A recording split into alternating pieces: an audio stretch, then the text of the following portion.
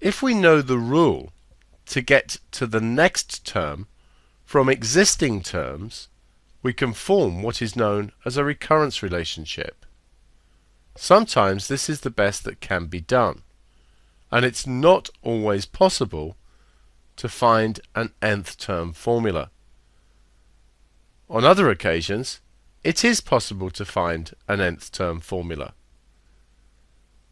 If we can find an nth term formula, then this is better than a recurrence relationship.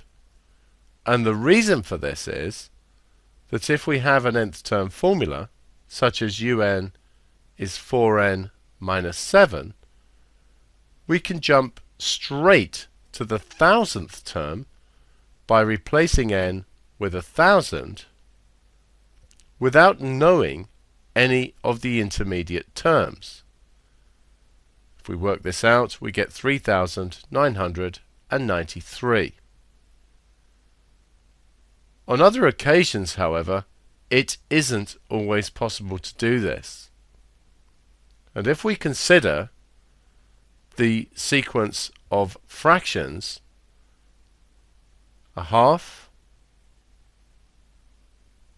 2/5, 3/11, 4 23rds, and so on, it's easy to work with the numerator because it's just the number of the term. So the nth one would be n. But the denominator is much harder to work with. If we look at the pattern, if we double 2 and add 1, we get 5. If we double 5 and add 1, we get 11. And we can continue the sequence in this way. But to know the 5th term, we have to know the 4th term.